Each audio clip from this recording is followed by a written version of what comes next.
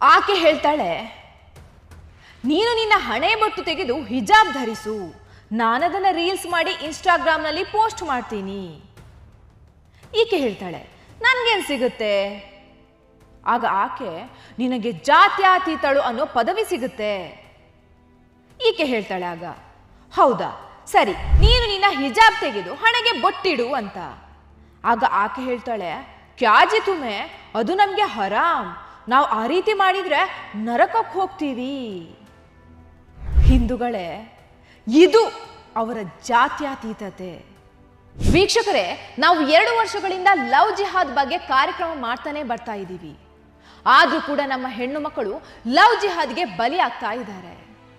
ಹಿಂದೂ ಹೆಣ್ಣು ಮಕ್ಕಳೇ, ಎಚ್ಚೆತ್ಕೊಳ್ಳಿ, ಲವ್ ಜಿಹಾದ್ಗೆ ಬಲಿ ಆಗಬೇಡಿ.